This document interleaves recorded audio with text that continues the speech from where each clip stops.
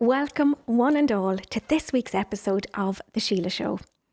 Well, I am deeply honoured today to welcome a man whose personal and professional journey embodies literally a myriad of the themes that we value so hugely on the Síle Show. From resilience to transformation and everything in between, as well as the significance of narrative and the courage that it takes to rewrite the stories we live by. Gavin Meenan is a coach, best-selling author, mentor and founder of the Modern Warrior Programme, a voice that many men and women around the world now recognise for its relentless honesty and grounded humanity. Originally from Donegal and now based in Sligo, Gavin is a former European powerlifting champion who has spent years helping people to strengthen not just their bodies, but their minds and therefore their whole lives. His work reminds us that real leadership begins in the soft, unlit places of the human psyche. Gavin's own story is not one of perfection. He has spoken openly about the trauma of a car accident that changed the course of his life, his struggle with addiction, the long arc of self-forgiveness, and how these experiences continue to shape his understanding of what it truly means to be strong. So much of human life, in relationships, in leadership, in recovery, and in everyday resilience, in fact, comes down to the daily practice of noticing where and how we seek soothing and approval and what that looks like at any given time. In a world wired for quick fixes and exogenous consolation, the deeper work is always internal. It's about learning how to be present with uncertainty without collapsing, with uncertainty without deflecting, without needing someone or something else to steady us. It's about slowly, deliberately choosing a power story instead of a victim story. It's also about strengthening the inner muscle of self-approval so that external applause becomes background noise, not the barometer of your worth. So, how do we take back authorship of our narratives? How do we learn to heal not just the wound that we see, but the shadow wound that keeps returning? How do we practice spiritual hygiene, that daily inner work that keeps our soul in a state of curiosity and compassion rather than defence and avoidance? Well, there is nobody better than Gavin Meenan to address these issues with us. So without further ado, and loosely borrowing from the titles of Gavin's own books, let's find out how we practice the art of self-acceptance, how we overcome self-doubt, how we improve self-esteem and manage rejection sensitivity in order to create a stronger mind, a stronger body, and an all-round stronger life. Gavin Meenan, the heartiest of Síle Show welcomes to lovely you. Thank you so much, Sheila. It's an absolute pleasure and an honour to be here with you today. Well, a hugely anticipated conversation. Yes. Gavin, will we go back to the very beginning? As the song said, a very good place to start. Will you introduce us to young Gavin?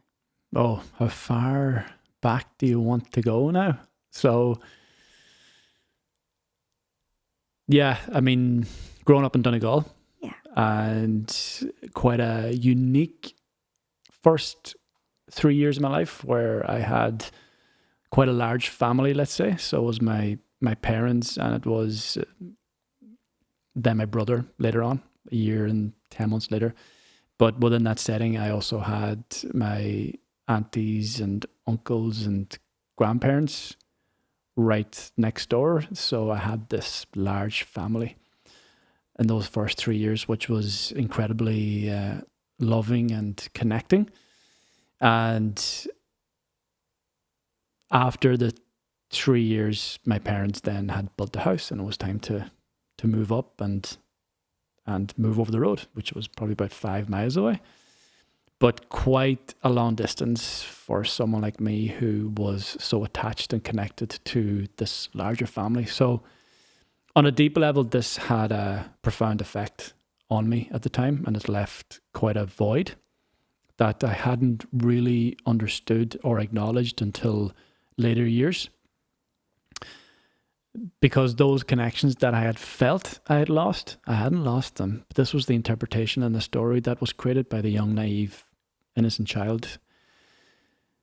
That was quite traumatic for me in the sense of the loss and the grief through what I felt I had lost with this family that I had. So in that void, there's the lost connections that I felt. There's the lost love that I felt I had lost, and that began a process of trying to find a connection outside of myself. And again, that was the trajectory of me falling into certain groups and behaviors and later on addictions to feel that in which I felt I had lost when I was younger. And porn was one of those key avenues that I would have used in order to feel that love and connection from the past. And at the core, it was this young, naive, innocent child who still felt so confused and frustrated, angry and sad about what had just happened. And he was throwing a tantrum every time that I would veer off into these temptations of porn or women or alcohol as well. That was my little child throwing a tantrum over what just happened. And in recent years, I've began to change my perspective on all that too. And realizing, first of all, the incredible grace that I had to have been surrounded by so much love from incredible people for those years of my life. And they didn't leave my life at 3 years of age. There was just a distance between us. But to have had that incredible foundation of love, and most of them were women. There was maybe 7 aunties and 2 uncles, my grandmother, my grandfather. So a lot of love from these women.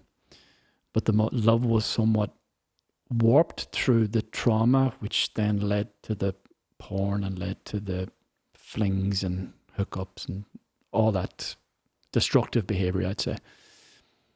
And now it's a matter of looking at that and feeling a deep sense of gratitude for what I had received, and also a deep sense of gratitude for the sacrifices that my parents actually went through in order to build this brand new home for us, which was an incredible home with incredible space and loads of room to play and explore, and really beginning to sense and feel the love for them in which they had sacrificed so much for me and my brother, instead of looking at the past and only seeing and feeling pain. Now, obviously, I've had to go through a process of healing the pain to get to this level of acceptance and understanding and eventually love.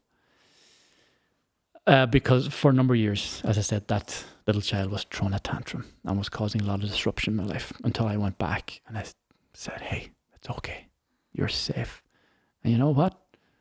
You're also being a little brat because your parents have done so much to help you live a more fulfilled life. This brand new home, brand new space, your own room, and they sacrifice so much for you. And here you are throwing a tantrum because you're not getting what you want. There's that side. But of course, there's a side of giving that little kid a hug and saying, look, it's okay. You're safe. You're still loved. There isn't a broken connection here. There's distance in the connection. And really, the connection is in here in your heart. So it hasn't gone anywhere. You know, the love is still there within you as much as the love is still there within your aunties and your grandparents and your uncles. So incredible healing has occurred in order for me to feel more complete within, instead of trying to find completeness outside of myself or pieces outside of myself in order to fit them in here in order for me to feel more complete. The pieces such as I said, women or porn or accolades, accomplishments, achievements, trying to please other people, validation, praise, all these kind of things. So I don't need that anymore.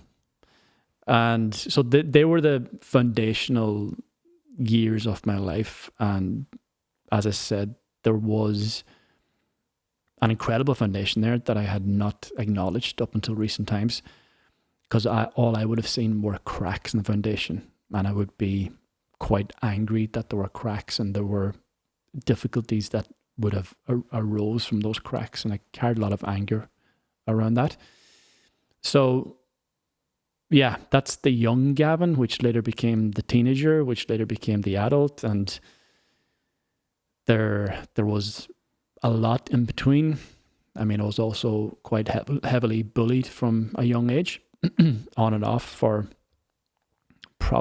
off for about 10 plus years. I had this quite a sensitive, I have this sensitive nature. And through the bullying, I would have suppressed a lot of that because I felt as though that was a threat to my safety. And again, over the years, I've began to realize that that sensitivity is actually a power.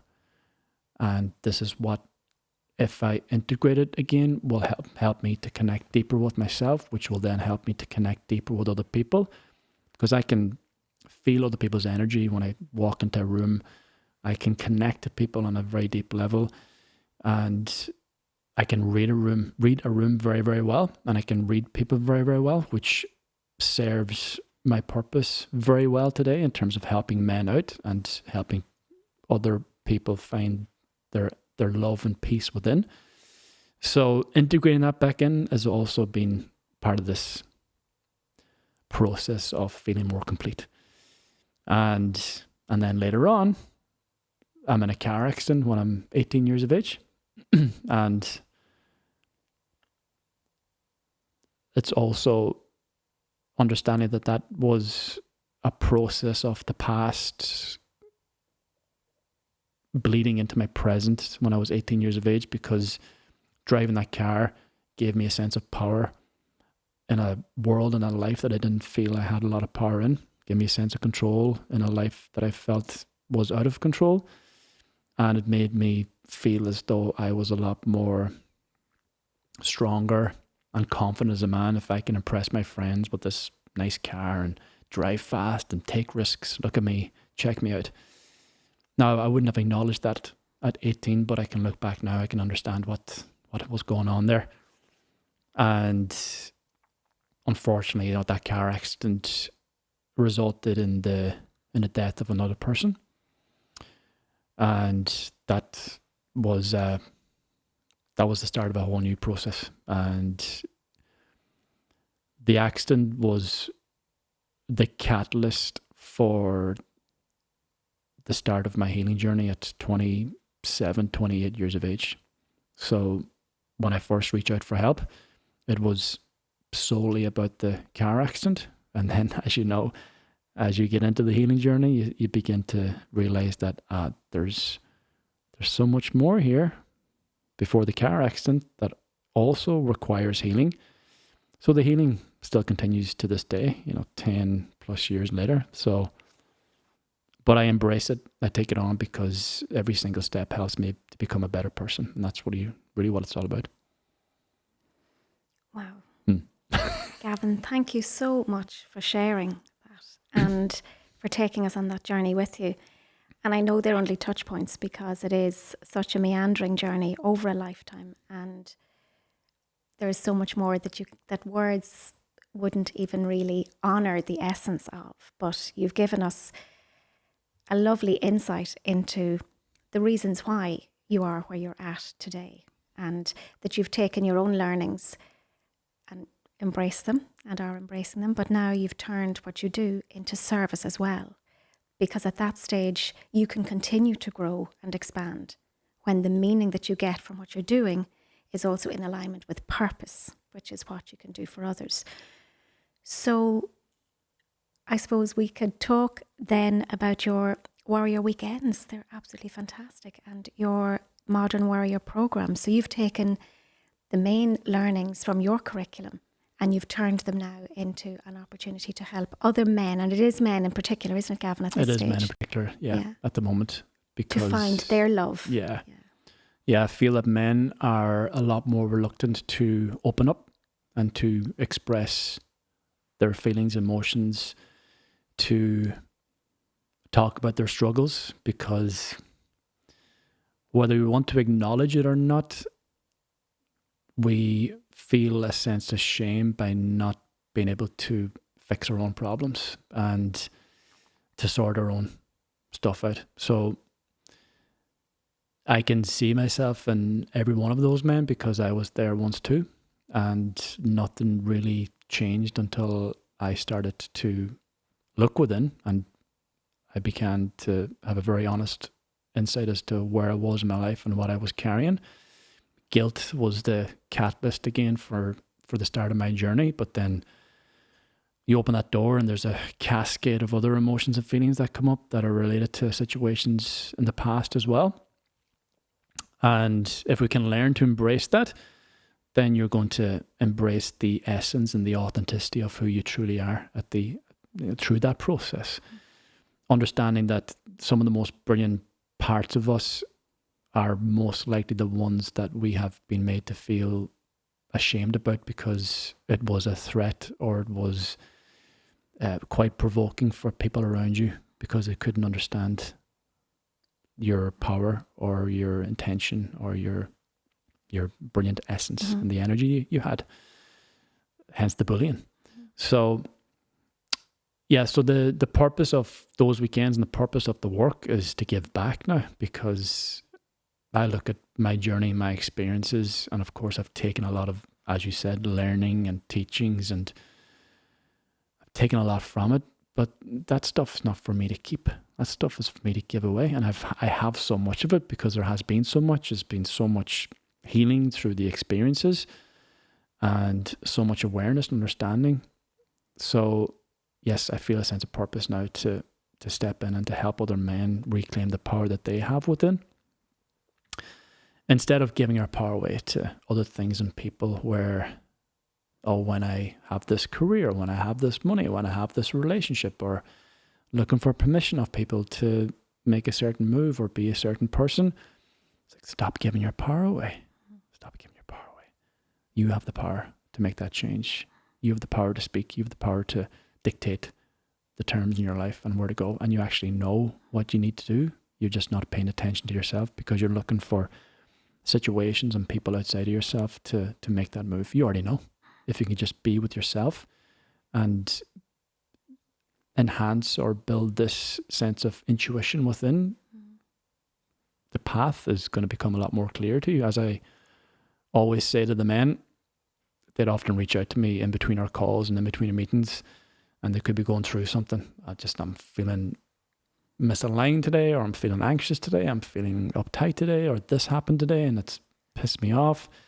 Say, hey, take a breath, because calmness brings clarity. Once you restore calm, you will become clear as to what it is that you actually need to do here. Because right now you're just in the middle of a bit of a shitstorm, and you're trying to survive. And to survive, you want to run away. But running away is not going to help you overcome this challenge. It's leaning into that. There's the confidence and the strength and the compassion and the love that you truly want in your life is going to be found on the other side of this challenge. And if you keep running away from it, you're jeopardizing this incredible gift that this challenge is presenting to you in your life. So it's not a challenge, it's an opportunity. So again, I'm speaking from my own experience, and I'm giving it back to them. Because I ran away for many, many years into a multiple different avenues to escape my pain. You can't outrun it. And again, outrunning it is also detrimental to the power that you have within, because the pain is nothing more than a messenger to show you what you need to look at in order to bring some more peace into your life. So again, it's holding that space for men, and a big reason why I'm so open, and I'm open here with you, is I'm doing this to help encourage other men to also drop the guard. It's okay. It's okay to talk about your feelings and share your struggles. It's not okay for you to carry this with you in life and feel as though you're a burden on others, or feel as though you're being weighed down by the pressures of who you're supposed to be or what you're supposed to do in life. Who put the supposed to in there in the first place? Where's that coming from?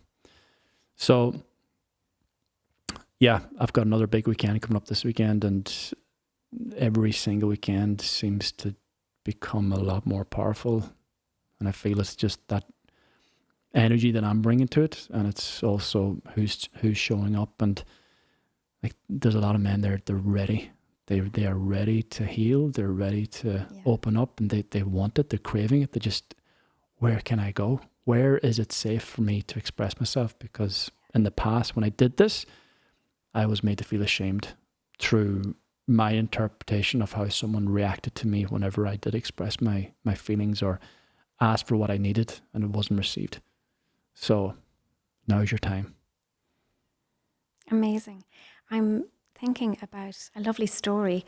I'm nearly sure I heard it through Wayne Dyer at one stage a long time ago about looking for his keys. Did you ever hear that story? And he lost his keys in his house. Yeah. And there was a power cut and he couldn't find them. Looking under cushions and everywhere. And then he realised that the street lights were on, and he went outside to start looking for his keys there. And his lovely neighbour said, "Oh, Wayne, are you in trouble? Can I help you to look for your keys?" And Julie started to help him to look for them. And eventually, when they couldn't find them, asked the proverbial question, "Where did you lose them?" hilariously. And he said, "Well, the last time I had them, it was indoors." And the neighbour said, "Well, we've been looking here for an hour. Maybe you should have told me that." And he said, "Oh yeah, but there's no light in there. I thought it might be easier to find them out here because the lights are on out here." And as I listen to you, I'm reminded that that's what we do. We look outside ourselves for all of the answers all of the time. And really everything we need to know is in some room in my master's house that I maybe just haven't visited upon for quite a while. And when you get on a weekend like yours, somebody, you on this occasion, perhaps some of the other gentlemen that are on the course as well, will mirror back to somebody what they always knew, but it was dormant. And it's not that they're making it up then. It's not a first time they're awakening onto something that was in their software, in the fascia of them all the while. They just hadn't, the time wasn't right. Everything happens in the right time, place and sequence. So I honour that work, Gavin. I think it's fabulous. I had chatted with you before and jestfully said, "I want to go on that weekend." Maybe there's a opening for a ladies' weekend. Yeah, I do get asked that quite a lot, but yeah, the energy might be a little bit different there. I'd have to make some adjustments. I'm sure it would be. Of course, it would be.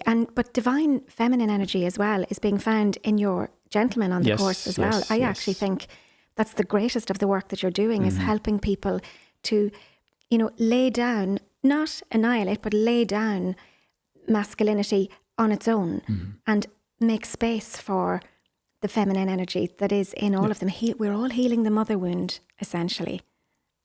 Even somebody who might look back on their past and find that maybe their difficulty was with their dad or with an uncle, or in lots of other cases where people have difficulty with a male in their lives or males in their lives. Essentially, we're still healing the mother wound, because whatever's going on for any of the males that were challenging for anybody will probably come from their lack of being seen, heard and valued by their mother, the person that gave them life, that brought them into the world.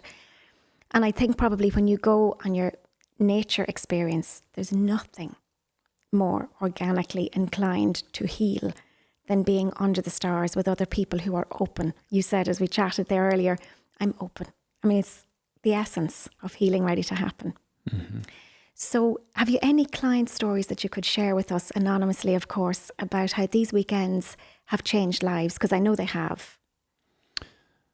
Something that's coming to my mind there, coming to my heart, is you mentioned the reflections, the mirroring, and this is sort of answering your question, but also not, but I'll get to the answer as well, is they also mirror something back to me. And I found myself in a situation a few months ago on one of those weekends, and we were sitting in a restaurant after climbing a mountain, and I was sitting at the head of the table, let's say, and these 6 men were sitting around me, and I was looking at them all, and I just said to them, "You know what, man, I've got so much love for all of you."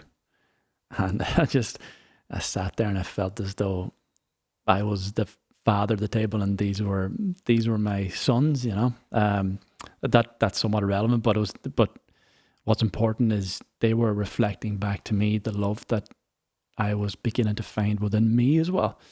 So, and that's shifted something. Since that weekend, there's been a shift.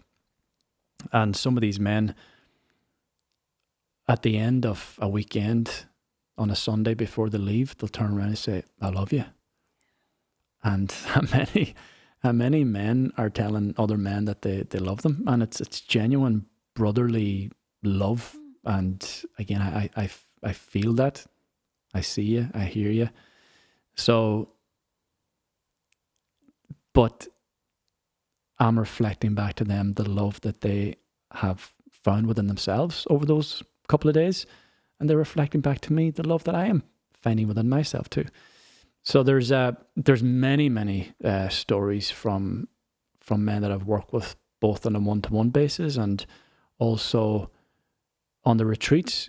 There's one story that really stands out, and it was the story and it was the individual that really became, it instilled a deeper sense of purpose in the work that I do, because this man, and I can mention his name because he's already shared his story, and he'd be probably delighted to hear his name on a podcast too. Don, and Don was over in Scotland, and he reached out to me. It must have been maybe 6 or 7 years ago now, just as I was starting to change my direction and helping men on a deeper level. And he reached out to me on Instagram, and he basically told me, man, I'm in dire straits here. I'm an alcoholic. I'm drinking every single day. I have lost my 2 sons. He was separated from his 2 sons, twin sons, separated from his partner, practically homeless. There's a video on my social media about him, so he's already shared this story, so I'm okay to share it. And I asked him a question, and he's repeated this question since. And the question was, okay, Don, where do you see yourself in a year from now? And he said, well, it took some time, and he thought about it, and he said, well, I'll either be dead or I'll be very, very unhealthy. And once he realized the consequences of the choices he was making through that question, that was the shift for him to make a change. And he went through a process of maybe 6 months with me. And there were dark days, there were struggles, but he hasn't drank since. And he's changed his whole life around. He's actually written a book, which is in somewhere in processing in terms of publishing it. And he was actually at a couple of my workshops a few years ago. I used to host these workshops as well before the Warrior Weekends kicked off. And he shared a story with a group of men. So he's an incredibly inspirational individual, because he wasn't an alcoholic because he wanted to be an alcoholic. That was his numbing agent. That was his escapism. That was his crutch. And he was using the crutch because he wasn't able to stand on the ground in which he felt so unsafe on when he was sober, because the ground was full of cracks and holes and trauma and pain, and he was afraid he'd fall into that and never come back. So we had to work through a lot of the past, and that really signified to me that this is where I need to be now, and this is what I'm going to do. Because the way he turned his life around through my guidance, again, I was reflecting back the power and the love that he had lost within, helping him to reclaim that. I thought, okay, this is important. And so he became an inspiration for me to continue this work. And as I said, that's 6 or 7 years ago now, maybe more even. So he's been a catalyst, and since then there's been obviously a multitude of different individuals and men who have come to me and have changed their lives in different situations, different circumstances, but helping them to understand that the present is only showing you something that you haven't fully healed from the past. So let's go back in order to move forward. And obviously, we're very reluctant to do that because the past is quite dark, it's quite painful. Some men will reach out to me and I'll probe them with these type of questions about their childhood, and it'll often be, well, I don't really remember much about my childhood. And I'm thinking, yeah, there's a reason for that, because you're protecting yourself from the incredible pain that you suffered when you were a child. Or they'll tell me that they had a great childhood. And then we get into the depth of it over the course of a few months, and they realize, okay, there's something more here that now makes sense as to why I behave and act in this way.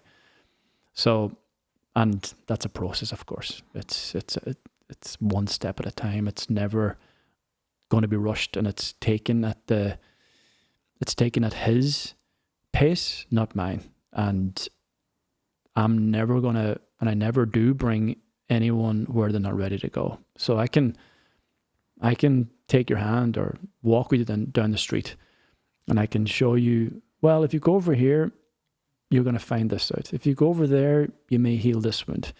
If you go down here, then you may let that go. And he'll look at these areas and you go, I don't know. Well, what about this place over here where you can maybe understand why your relationship is falling apart? Why don't we start there? Okay, we can start there. Or sometimes they just go straight into the deep end because they're just ready for change because it's so painful for them where they're at the moment. So again, I'm guiding and I'm reflecting. That's all I'm doing. And meeting people where they're at, Gavin. I that's think all it key. is. Yeah. Some people will be the rip the Band-Aid off people, and some people will need the the guardrails. Yeah. But they will need to get there themselves. Funny, you mentioned a story. I'm thinking of a story by, I love stories. I think because our brain is a metaphor-seeking agent, and it helps us if we can have a mind movie at any given time. And as you told that story, I love that you said, take them down the street. And I remembered a story about Portia Nelson's experience she's from Seattle, so there's a bit of Yankee language in it. It's very brief. But she talked about being on a wellness weekend, and to initiate proceedings, they were given a 5x7. You might have heard this story. They were given a 5x7 index card as such to parse their lives into 5 chapters. Now, very minimally, of course. On 5x7, you're not going to get to say too much. And she identified that chapter 1 of my life, she said, I walked down a street and there was a huge hole in the sidewalk. I didn't see it. Do you know this one? I fell in. And I felt lonely. I felt helpless. It's not my fault. And it took ages to get out. Chapter 2 of my life. I walk down the same street. There's a huge hole in the sidewalk. I try to pretend I don't see it. I fall in. It's not my fault. And it takes ages to get out. Chapter 3 of my life. I walk down the same street. You know where this is going. There's a hole in the sidewalk. I see it. I still fall in. My eyes are open. I know where I am. It's a habit. And I get out immediately. Chapter 4 of my life. I walk down the same street. There's a hole in the ground. I walk around it. Chapter 5. I go down a different street. And I'm thinking about that lovely guy whose story you're able to tell and how absolutely inspiring it is. And you helped him to walk down the same street as often as he needed to until he was ready to go down a different street. And now he's writing his book. He previously would have been in shame, as you said, in the vibrational vicinity of everything around there. Hate, self-loathing, addiction, all forms of addiction to soothe, until he finally went down a different street. And then he could see everything that he had experienced as his treasure, not as Achilles' heel. So I honour that. And as you helped that one person, look at all the other lives that affects in his own world, but now in writing his book, casting the wider net again. And he's got his sons back, and he also is back with his partner as well. And again, he spoke about that his sons didn't want to be with him because when they're with him, he was either drunk or hungover. So they avoided him, and now there's an incredible connection between them. And it's incredible. Just, he sends me photos now and again of them on a camping trip or something. It's incredible to see. So, because again, he's always had that love and compassion and brilliance within him. He just had forgotten about it through the multitude of stories that he told himself based on the interpretations that he took from people in the past, because he grew up in a rough part of Glasgow and he experienced a lot of painful situations in his younger years, which then obviously deterred him away from who he truly was, because he had to protect himself instead of connecting to himself. Yeah, of course, he was in his pain body, and it wasn't. He needed to soothe, And where he went for that soothing clearly wasn't pro-social. But within that space, you can't see what's on the label when you're in the jar. He needed to be there until somebody could give him perspective, and then he would grope his way out, sometimes reach for a helping hand, sometimes sit with the pain. There isn't, a one-size-fits-all. So when you go on the weekends, Gavin, in particular, I know you do other coaching courses as well, and you host events. And your lived experience, I think, is the golden nugget. That's the elixir, really, because a lived experience story told for the higher good, cannot be trumped by any book, even your own book. Your books are amazing. But even those, by comparison with, because the person is reading from their own vantage point, but to sit with somebody or to be at an event where somebody is hosting and telling their own experience, or to do a course designed by somebody who has been through all of those pain barriers themselves, achingly on some occasions, doesn't get any better, because you really can get the opportunity then to sync. Nervous systems are syncing and linking. And I think in that moment, then your own wisdom might appear in front of you. What are the modalities that you use on the weekends away?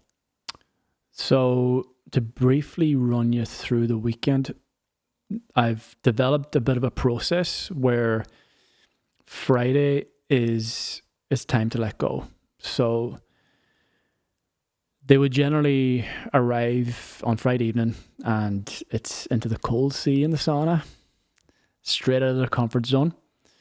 And the brilliant thing about the sauna is it's usually a circle. So it's like we're all sitting around the table, let's say. And except there's no table, so there's no barrier. It's brilliant. And we're just sitting in our shorts. So we're bearing our souls and bearing our bodies.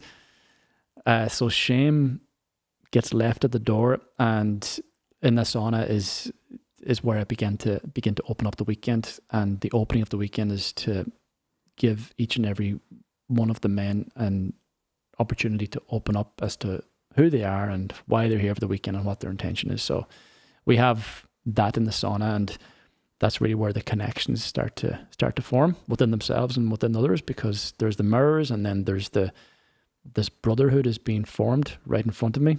It's incredible.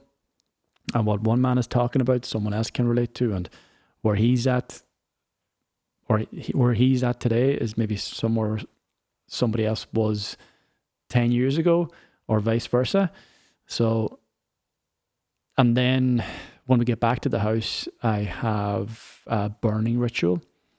And as I said, there's a bit of a process before the burning, but it's really to help them create space for something new to come in at the weekend. So what is it that you need to let go of this weekend? Now, there's a process to that. And so that clears some space for what's to come then on Saturday. Saturday morning, we get into one of the first breathwork sessions that they partake in. There's 2 breathwork sessions. And at the end of that breathwork session, I do some inner child healing as well, because they're in a very open, vulnerable, but safe space at the end of the breathwork. It's very meditative. It's very still, so they can really connect to the healing. And then we're up a mountain. So it's okay. You've sat in the shit for long enough today. Let's get moving. Let's start to shift some of this energy. And then on the mountain in itself is a metaphor for life.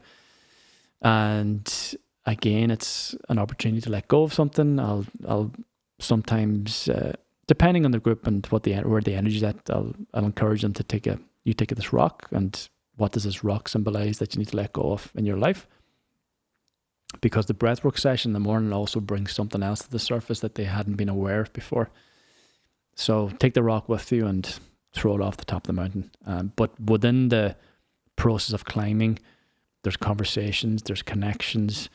You can see groups of men or individuals sort of coming together, and stories being shared, and it's sometimes a vulnerable place for men to be, because it's not an easy thing to do for a lot of them. You're taking on a mountain, and I'm pushing the pace here.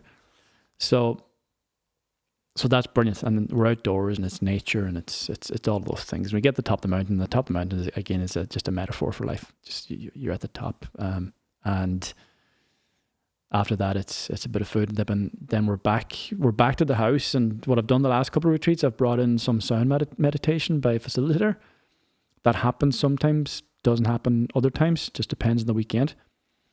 But Saturday evening is really an open space, but that's possibly the most powerful experience of the whole weekend, because the conversations just start to flow and questions will be asked and answered and further connection is established. And they're exhausted on Saturday evening as well, based on what they went through on Friday and all day Saturday. So it's just a nice kind of relaxing period. And on Saturday evening, they know each other so much more. They feel safer all the more. So conversations can get quite deep and brilliant. And then Sunday is the hard hitter, I would say. So I bring them through quite a transformational breathwork session on Sunday, with some body work as well to help them to shift some stuck energy. And it's incredible to witness what happens. I can't describe it. You have to experience it, but it's the processing of emotions that have been suppressed for a very long time, and energy that's been stuck in your body for a very long time. And there's often tears, there's different emotions that are arising in their bodies. And again, it's me holding a safe space. They've all got their individual headphones on and eye masks, so it really just brings you back to yourself. So after that, they're fairly blasted, and then to end the weekend, we're back in the sea in the sauna, and yeah, it's just incredible. It's beautiful and brilliant just to step back and witness what's just happened over the course of what's only been a few days. And I was describing this to someone else a couple of days ago. These men feel more connected to men who were strangers 2 days ago than they would do with friends who have been in their life for possibly decades, because that was the level of connection that was formed between them. So it's incredible. And they're hugging each other, and sometimes there's much love, brother. And so it's amazing. And again, all I'm doing, and I say this to them on Friday evening, I'm your Sherpa for the weekend. That's all I am. And this is not my weekend. This is your weekend. I'm facilitating, I'm guiding, I'm your Sherpa. I'm bringing you to the top of the mountain, whatever that might look like for you, and giving you the most brilliant opportunity for you to leave this weekend feeling a lot more complete, feeling a lot more wholesome, feeling a lot lighter because you've let go of something, and also feeling as though you've got a lot more clarity now in terms of your life and your purpose here. So yeah, it's beautiful. Yeah.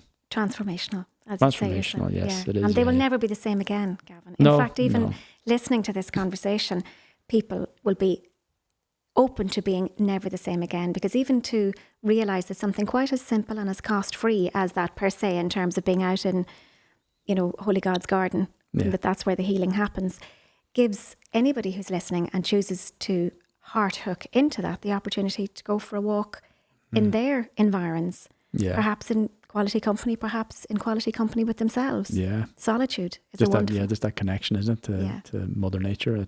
Actually, I left out one of the most important parts of the whole weekend, and I said this to the group the last weekend I was on, and I get the fire pit lit up again after the breathwork session on Sunday, and I say, this is actually my favorite part of the weekend, because what happens there is each one of you is going to step forward, and you're going to stand by the fire pit, and you're going to listen and feel what every one of these men is going to see in you, because what they see in you is what they see in themselves. What you see through them is what you see in yourself. So it's that's incredible too. And again, they were strangers only a few hours ago, a couple of days ago. And now they're telling them how brilliant and how loving and how strong and how also perhaps how they're still holding themselves back, or that you're so brilliant with them, but you're guarded or you're protected. And I'm stepping back and going, well, are you the one that's guarded or protected? The mirror, the reflection. And then we get in the sauna, and then that conversation can continue. Because, of course, the sauna being that, so it's very ancestral to be around the fire pit. It's lovely. You're tapping in, and that's actually very soothing for the nervous system, because the nervous system was at one point the system that we required to find the balance between protection and connection. And now, just with modern day living and all of the stresses and exogenous consolations that we can give ourselves, it's gone awry. We can have anxiety without fear, even though we can't have fear without anxiety. So in that space, the standing up and being seen, heard and valued and reflecting to each other is so beautiful. But then going into the sauna after, the comfort for your body there, you're nice and restful and relaxed and cozy, and all of that alone is an opportunity then to be more restful and emotionally fit in your sharing. It's also important now that on the last weekend I put this in the group before the weekend happened, because I always have a feeling as to what's going to come up here based on the men who are showing it. I've got a feeling, and I said to the group before the weekend that each and every one of you are a reflection of each other, and if somebody in that group is pissing you off or is provoking you in some way, then that's your business, that's your thing. They're just bringing it up for you. And subsequently, it was one of those weekends which was actually quite triggering for a few of the men, because around the fire pit after the breathwork on Sunday, one of the men stood in front of the individual and he told them, when I first met you, when I first seen you on Friday evening, I thought this guy is an asshole. But it was actually, you were showing me how I was an asshole in the past. You were showing me what I was like in the past. And again, it ended in a very loving way, a very connecting way. But it didn't end either, because we went to the sauna and I was sitting there, and of course I was reading the room as I do. And the individual that was called an asshole, if you listen to this, he'd be laughing now. He was sitting in the corner and he wasn't there. He was somewhere else. And I could see in his body language and in his facial expressions. I said, hey, I won't mention his name. Hey, are you okay? What's going on? He goes, yeah, I'm all right. I said, come on, what's going on? I know there's something weighing on you here. He also went through quite a heavy process with the breathwork. So I thought it might have been that, but it wasn't that. It was the asshole comment. And he's like, what? Why do people think I'm an asshole when they first see me? And do I give out that energy? Is that what my persona sort of gives off to other people? Because I think to people that don't know me, I do seem like an asshole, but I don't want to be an asshole. So we got into this whole debate between this man who was sitting to my right and this guy over to my left, and I was basically in the middle and I was facilitating this. And first of all, helping the individual that called him an asshole to realize that if you thought he was an asshole because of something in the past, then it's not in the past, it's in the present. So there's a part of you that still feels you're an asshole based on what you've done in the past, that you're seeing through this individual, through his, he's not an asshole, of course, through his confidence or through his swagger or through just the way he carries himself so brilliantly, because he's very successful in his life. And ultimately showing the individual who's called an asshole that, hey, nobody here thinks you're an asshole, but do you think you're an asshole? So, yeah, maybe I do. So it's like, here, I'm sorry and you're welcome. So why think you're an asshole? Why think you're a bad person? Why think you're some sort of problem to others? And then looking at his life and replaying situations and experiences and realizing that I keep running around trying to help everyone else feel better so I can feel as though I'm a good man. It's like, yeah, because you made decisions and you created choices in the past when you were in a lot of pain through his addictions that you still feel responsible for, that you still feel you were an asshole for, but you weren't. You were in pain. You were hurt. It's like, okay, crap. It's like, not crap. Brilliant. Now you've got something more to heal, something more to look at, so you can be done with that. And someone calls you an asshole in the future, you go, I'm not an asshole. That's not my truth. That's your thing, not my thing. And I said that to him. Somebody calls me an asshole, and go, I'm not an asshole. But are you seeing something in me that you don't like about yourself? Now, I'm not going to say that to certain individuals because they wouldn't get it. But all I do is I give you love. I'm sorry that you feel that way. I love you now. Yeah.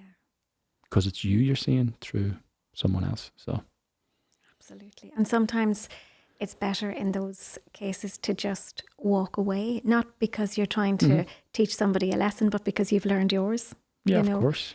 That's a lovely story. And I think it's very relatable, Gavin, because I think a lot of people, it is a whole big mirror situation, even with your quiet voice inside. When somebody says something that triggers you, it is really, we know this, it's about the speaker. But we can, even with all of our knowledge and all of our wisdom and all of our learning heretofore, when we're in our meditative state and, we've had a good night's sleep and everything is pink and perfect in our world, we can walk our talk. But in those challenging times, you could be triggered very easily. And so, one step forward, 10 steps back. Yeah. I was chatting with J Mac last week, and I spoke about the fact that in my own life, when something like that is happening with my quiet voice inside, what I say is, this is an emotional regulation opportunity. So I just keep my hand on my heart. I allow it to unfold because it's not about me. But I could make it about me very easily. But instead I say, oh, great. Somebody divinely turned the page of my curriculum book. I'm on the next lesson if I can learn it. So I don't want to get into this because I'm actually really sick learning the same lesson, I want to move on and see what's on the next page. So I just sit with it, allow it to happen insofar as I can. It doesn't always happen. I'll always check in with heart chakra, allow it to be an emotional regulation opportunity. And if I get to the far side of it, or rather when I get to the far side of these lessons, I say, oh, that's great. Because then the next time I've already rewired to some extent, the set point has changed. Mm-hmm. The baseline is different. So you don't necessarily get triggered by the same things over and over. And I think that opportunity for that man was invaluable. Yeah. Well, triggers are nothing more than teachers. So not everyone's ready to be taught though. So we will sooner project upon the other person than reflect on what's coming up for us, because that means you've got work to do. That means there's change required and effort and a journey to take on, should you choose to take it. But I think it's important to understand that for anyone listening and anyone out there, you're exactly where you need to be right now. And it's okay. Wherever you are, it's okay. If you're sitting with shame or anger, or if you feel as though your life is in a good place, let it be. And I often say that sometimes people need to suffer a bit more before they realize that change is required, because change is so difficult and you step into unpredictable territory, which is quite terrifying, because you're leaving the familiar territory of what you know yourself or know your life to be, which has been your home for a very long time. And although a lot of us have physically left home, we're still emotionally connected to that home, which again is connected to the past and connected to the stories and ideas that we've accumulated over the years, until we realize that it's interfering with our life and it's causing the breakdown of relationships and the breakdown of areas of our life. And it's a breakdown, but it's a potential opportunity to build something greater upon it now through the rubble. To break through, yeah. Revolving until you evolve, and you can't do both together. So what about even, again, as you say, never missing a chance to hopefully, touch somebody in a very special way that needs it, that's peeling their spuds in their kitchen listening to this, or, you know, what is the one thing that we can do if we can't get on your courses, Gavin? Obviously, we can buy your books, which are brilliant, by the way.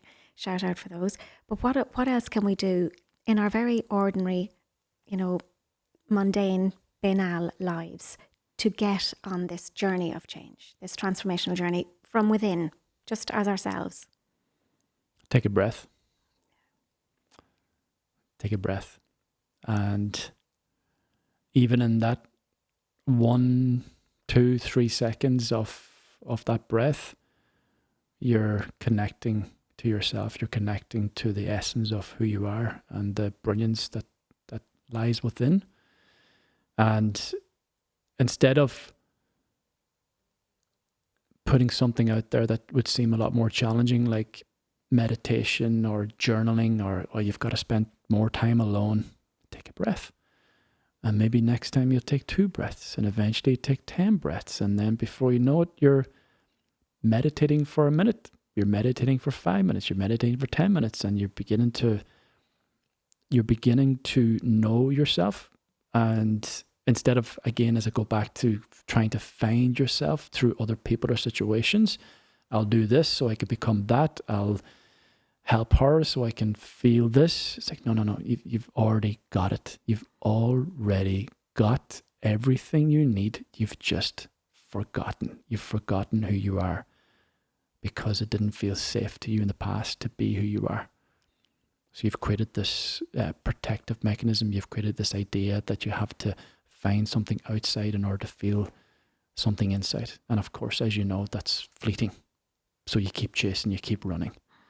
Instead of understanding that, that idea was put in my head because my father didn't give me a sense of pride or love when I worked so hard and I tried to impress him. He didn't see me, didn't hear me, didn't feel me. He seen you, he heard you, he felt you. He just wasn't able to express it to you at the time. Can you forgive him? Can you forgive yourself? Can you let that go and understand that he did love you in his own way? And your mother too. And instead you have felt as though you've had to perform in order to become. And that's been my journey. It's been a journey for a lot of men. It's this performance-based esteem. I'm only as good as what I do or what I achieve in life. No. You've already got it. Yeah.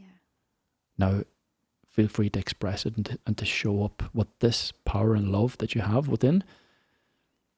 Everything else will look after itself. So take a breath. Just take a deep breath.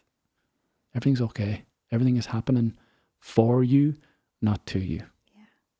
So I love that. So breathing into it, Gavin, is just that simple thing, just breathing into it. And, you know, for the naysayers, with due respect, who don't intend to be naysayers, but rather they're just not there yet, but I'm breathing anyway. You know, what I'm hearing, and correct me if I'm wrong, is the functional breathing capacity we have. It's so innate in us. Just take a deep breath. Yeah. It's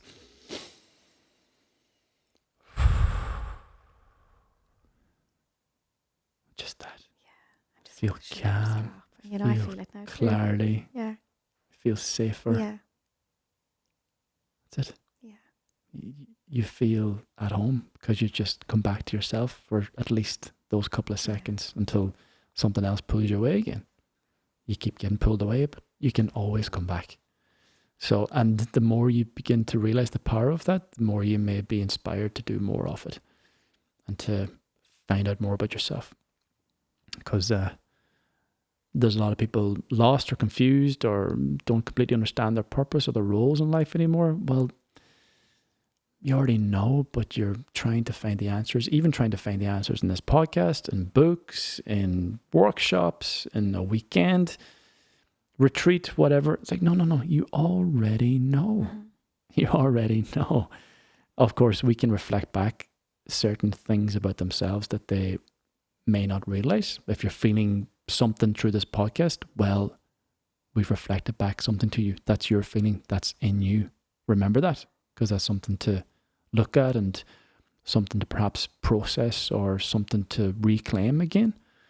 If you're feeling a sense of love or power from this podcast, that's your love, that's your power. If you're feeling angry because of something we said, that's your anger. Great. As Wayne Dwyer says that as well, If you squeeze an orange juice comes out, not apple juice. It's because orange juice is inside the orange. So if you get squeezed by the words that are being said in this podcast or by situations in your life and anger comes out, it's because that's what's in. Do you want to hold on? Do you want to live a life where you're angry or sad or lonely all the time? Or do you want to look at that as an opportunity for you to heal it and let it go so you can move forward towards the peace and love that you deserve? And again, you do deserve it. I think that's the really important part. I think a lot of people are very lost to that idea that they are worthy and they are doing so much. They don't even know how to be. So when they go on a course with you or a weekend with you, they get the chance in that moment to just be. Yeah. And it isn't transactional. It's not if I do this, this will happen. No, it's just being is enough. Yeah. And I take your phone away so you can just be with you. And as I said, I'm not doing anything at the weekend. I'm just reflecting. I'm your mirror. So when you have when you have the meal on the Saturday, is it a booze-free meal as well? There's no booze the weekend. No, there's no booze. No. So you have people showing up then, Gavin, who are not dealing with daily addictions. Well, you had that gentleman you spoke about earlier, but there's people coming with from a range of different circumstances or situations, and some of them may be struggling with habits or addictions around alcohol or drugs or porn or something else. Some of them might be just in a haze of confusion through the breakdown of a relationship. Some of them may be in a job that they hate, but they feel stuck there. A number of different reasons. It doesn't really matter because, again, this is the result of something you've been carrying with you in life that you need to now let go of because it's not serving you. And you feel as though that this has had to be your path or had to be your burden because you're made to feel this way too. So that's the part of deserving, which again, I didn't get for a long time because I would not allow myself to receive any of this because I felt as though I deserved to suffer, especially after the car accident. I deserved to suffer. I deserved to be in pain. I deserve to go to jail. Why am I not in jail?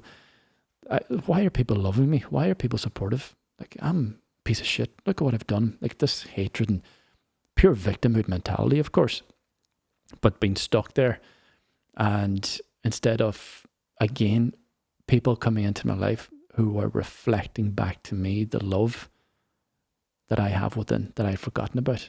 And I've been blessed and graced to have those people come into my life that are showing me who I am, who I'd forgotten about. Because I'm still on the journey, of course. I still have my shit. I still have my past and afflictions that I need to let go of. And that's okay too. We're all on the journey. I'm not looking at it from a place of problem or struggle anymore. I'm looking at a place of opportunity. I'm going, okay, brilliant. Oh, thanks for shining a light on that. Okay, let's deal with this now so I can be done with it. I don't want this anymore. So, but it's such a familiar place and you feel safe in that familiarity, and we will always default to the familiar space. So often when men are working with me and things start to progress and they start to feel a sense of love, or they begin to create some success in their life, they make strange with that. They will sabotage it. Very, very, very likely to sabotage it. And they'll reach out to me after a weekend and go, oh man, I fell off track. I went drinking at the weekend, or I was taking cocaine. Like, it's okay. You're like, leaving the past behind is difficult. And can you love yourself anyway? Instead of doing these things to bring yourself back to a place where you feel you belong, which is a place of shame and guilt and emptiness. That's not what you deserve anymore. So again, it's a process. And it is. And there's room for relapse on the cycle of change as well. Because when that happens and you have this knowledge and you are able and willing to lean into the knowledge, and placebo is huge. The belief factor is absolutely huge. Whether it's placebo or nocebo will determine where you jump back on the cycle of change after relapse. As long as you know it's absolutely okay that this happened. Now, like Gabor Mate would say, what happened to you? And we thought we were great when we got that far in the journey of understanding addictions, for example. And then there's the add-on, and what did you do next? Because that gives us back the power and the responsibility, the power versus force piece that we spoke about earlier. You know, the block in the operating system that we're soothing with alcohol, porn, gambling, whatever, all of the above, is only there until we're willing to blow that dust out and get a look at who we are. But as you say, we've practiced all our lives being a certain way. So it's very likely that we will go back to the original until we move forward and get beyond the set point again. It's like a dry drunk.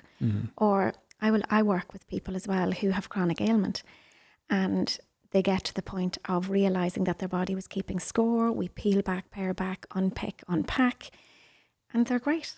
And sticks down, dark glasses off, wheelchairs thrown, and I jest not, and I'm not being facetious, but in a lot of cases, people who were very unwell and were practicing being very unwell, and everything's relative, and I say everything very respectfully, can very often then have sickness or illness mentality. And so like that, within 6 months, they're ringing saying, can I do a top up? Something's after happening. I now actually have what I thought I had and didn't have. I now have it. And we just go back. And it doesn't take very long. What might have taken 6 months originally might only take 2 weeks next time round. But the really honourable thing is that they got out there ahead of it this time. So that's where the expansion continues. Yeah, you've given them another opportunity to heal. Yeah. And they're healing themselves. As you say, people are healing themselves. Hypnosis is a wonderful part of that in my practice.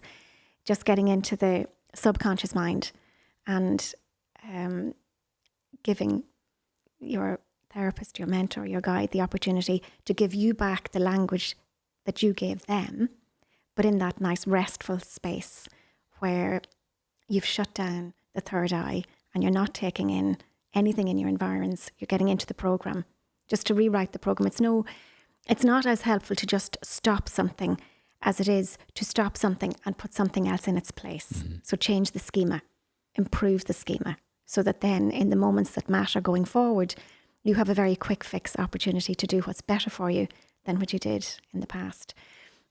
Have you had situations, Gavin, where people would attend these courses or the weekends, or an employee will say as their coach, where they're just not, they thought they were ready, but they're not ready? Where you don't feel like that it's working for them? That's generally identified on our first conversation. So with the one-to-one coaching, that's going to be a process of 3, 6, possibly 12 months. So, and I need to know that you're committed. That's all. And I'm going to know if you're committed on the first call, because if you're going to pay a lump sum of money, that's an intention. If you're not, that's okay too. So of course I'm going to get people on the call and they feel as though they're ready to make a change. I'm all in, let's do this. And I say, okay, here's the financial commitment to this journey for you. And they run away. That's okay. That's okay. I let you go with love because you're not ready yet. Or maybe it's not with me. Maybe it's with somebody else. All I tell them is, all I want you to do for you is make a decision that you feel is best for you at this time. That's it. I'm not here to make decisions for you. I'm here to open the door, invite you in. You choose whether you want to walk in or not. It's okay. So there's that. And on the weekends, it's a little bit different because some of the guys that arrive at the weekend have sometimes not even met me before.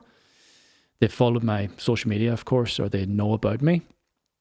And so it depends where they're coming from, but what can often happen is, sometimes they show up at the weekend and don't really know why, but they're just being pulled there and they're just driven by a sense of curiosity, or influenced by a sense of curiosity based on what they've seen or what they're feeling.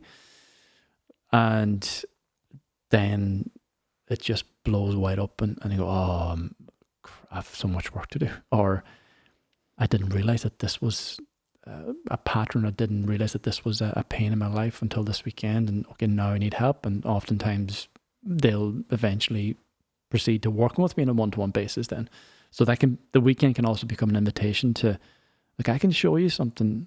Well, I can help you to see something this weekend if you're ready to look at it. And if you see it and you feel as though you require further guidance, then of course my door's open. And then sometimes they go on the weekend and I may not hear from them for months or maybe a year later, and that's okay. You've taken whatever you needed from this weekend. I wish you well. I send you love. I'll keep in touch now and again, but that's okay. If you're not ready to come back to this, you're not ready to come back to this. So I'm never going to pull anyone through the door. I'm opening the door, invite you in. And I don't feel I've had anyone turn up the weekend that's not ready for something. Yeah. What they're ready for, of course, it's subjective on the individual, but they're ready for change. Mm-hmm. And the change could be very small or the change could be major, but it's change. Yeah. And sometimes they feel as though they need a small change and then realize, oh, I need a big change. But it's no. Big change happens in small steps with small conversations, with small processes over a period of time, accumulative processes over a period of time, because the bigness of it all can be overwhelming. So anyway, it's amazing. They'll go away. Process. Yeah, it is. And they'll go away, not least, telling themselves a different story. So they've understood narrative, and everything else then is going to be a practice, not a mandate. So they show up for themselves then and do the work, continue doing the functional breathing, continue spending time in nature. Or not. Or not, exactly. Yeah, in terms of the they readiness. might just go on the weekend and go, wow, that was amazing. Yeah. Without realizing that, and I've said this to the men before, like they'll sometimes come to the end of the weekend or into the following week and they go, oh, when can I book for the next retreat? I say, you're not coming back here. You're not coming back here for at least 2 months, if not 3 months. Let's see how we do. But you're not coming back in the next retreat. No way. It's too soon. You've just digested a massive meal at the weekend, and now you're looking for the next meal before you've digested this. You need time to. You've just consumed a massive meal over the weekend. Now you need time to digest that meal before you eat again. You've consumed a lot of information. You've taken a lot on this weekend. That's going to be processing in your system, in your body for quite some time. Allow that to process, allow that to digest before you're ready to return. Otherwise, it's going to become very overwhelming and it's not going to serve you very well. Mm-hmm.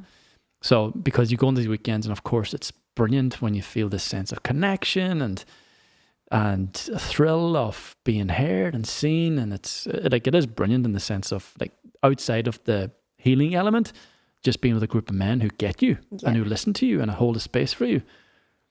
But the purpose is not for it to just become an experience. It's an opportunity to heal.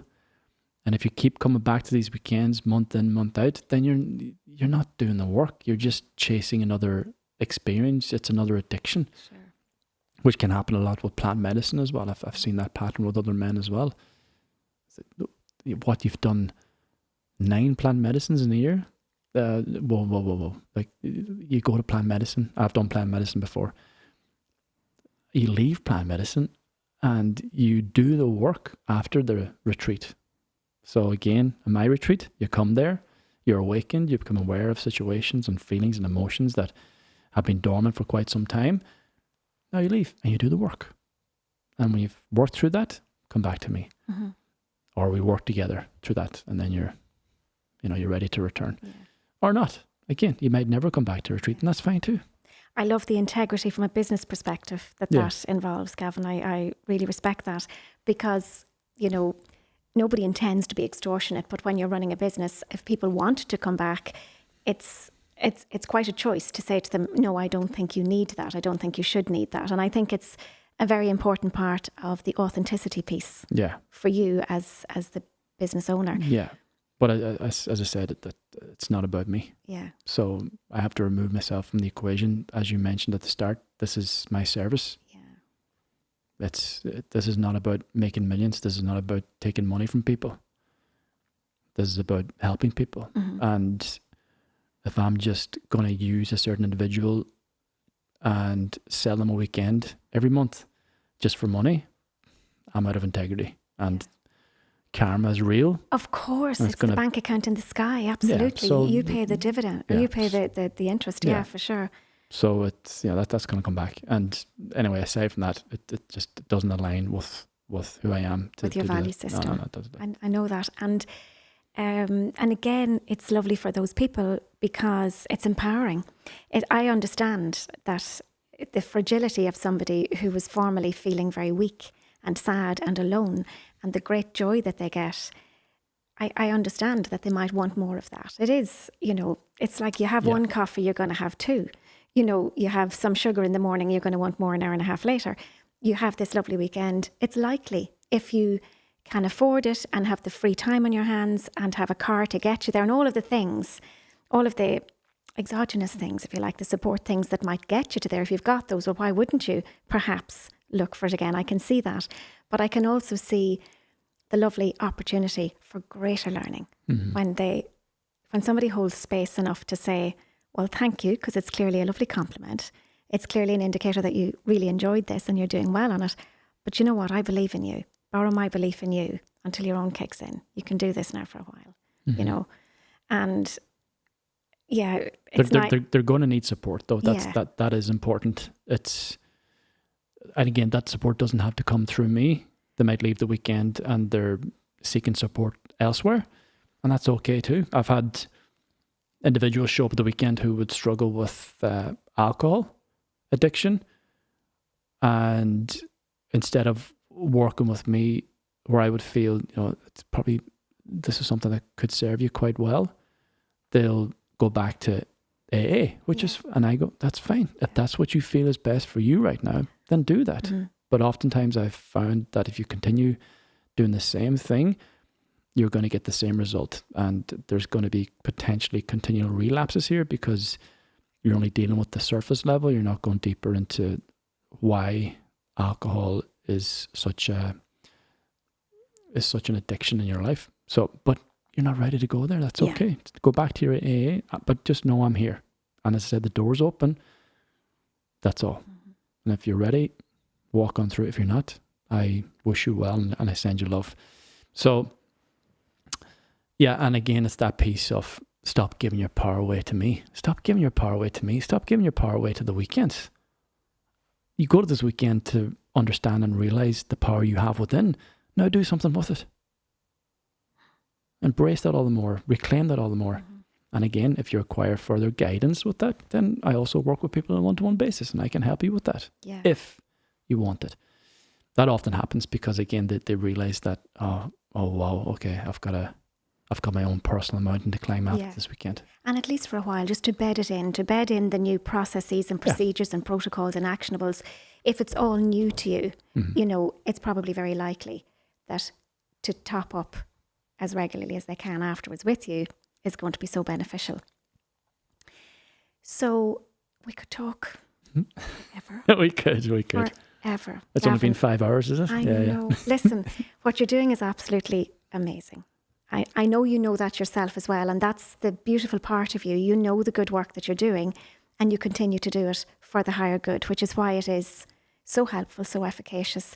And I can see that there's something in it for you every time as well, very beautifully. As other people are managing their relationship with ego, so are you. And that's what we're all doing on this journey, because if we were done learning, we'd be on our way to the pearly gates. Of course. The whole journey is a journey. Yes, indeed. Embrace it all. Embrace it all. Well, listen, on the other side of fear is love. So anybody that's been listening and been afraid to address their demons, their issues, I think having listened to you today, they will realise, and I hope for everybody that needs it, that they realise that growth is possible when you're willing to face your demons, sit with your pain, and if you can't do that on your own, that there are people there to help and guide you. And you deserve it. I love that. I love that. On that note, Gavin, thank you so much. Thank you, Síle. And there you have it. We've explored the stories that we tell ourselves, the ways we reach for relief before we've learned to hold space, the tension between power and presence, and the courage that it takes to meet uncertainty without flinching. We've touched on how our relationships, our decisions, and even our cravings are all mirrors of the inner work that we've yet to do, and how choosing the humane, careful, and honest move often changes everything, more than any clever strategy ever could.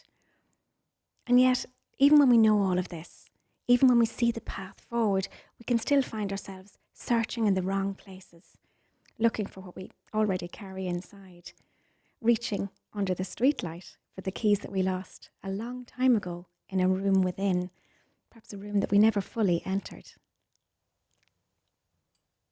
And so, dear listeners, your task for this week is to notice where you go when you're looking for something inside. What do you do to calm that feeling? Notice the moment of unease, that subtle hum beneath the day, and watch what follows. Do you reach for relief, for distraction, for explanation, for someone else's body, voice, attention, for their approval? So many of our responses once made perfect sense. Anxiety, after all, is not a flaw. It's an ancient intelligence, a system designed to keep us alive in a world of real and present danger. But here's the quiet truth of modern life. We can experience anxiety without threat, even though we can't experience fear without anxiety. And so we keep searching for certainty, or answers, or reassurance, substances maybe, believing that we can solve the feeling and that it will release us. Yet anxiety is rarely asking for an answer. It's asking for capacity. The capacity to stay, to feel, to remain present without immediately reaching outward to be saved. And this is where the metaphor becomes personal. For some, the search for soothing happens in a glass, a pill, a line, a bet, pornography, infidelity, secrets in all their forms, a short-lived softening of the nervous system that looks like relief in the moment but costs us dearly later. And for others, it happens through the body, getting sick, burning out, collapsing as though the system can only find rest through shutdown. For others, it plays out in love, in the reaching, the clinging, the constant monitoring of another's tone, timing, availability, looking to be settled from the outside in. And none of this is actually a weakness. They're all adaptations. So I'm inviting you today to notice gently, honestly, whether you might be searching for your keys, as we alluded to in our chat with Gavin, in the brightest places rather than the truest places. Because when discomfort arises, you can just pause, not to fix it, not to explain it away, but to ask a deeper question. What is this moment asking me to build the capacity for? Can I stay with this feeling without abandoning myself? Can I let the body learn that uncertainty is not the same as danger? Can I choose presence over pursuit, even briefly? This isn't about withdrawing from the world. It's about no longer demanding that the world regulate what only you can hold. Because the steadiness you're seeking, the relief, the grounding, the sense of being okay, doesn't live in the next drink, the next message, the next answer, the next fix. It lives in your growing ability to be with yourself without fleeing. Every time you notice the impulse to search outward and instead return inward, you're not just changing the habit, you're changing the nervous system's understanding of the world. You're teaching it that you are safe enough to stay. And that's how quiet revolutions begin. Power over force. And so it is.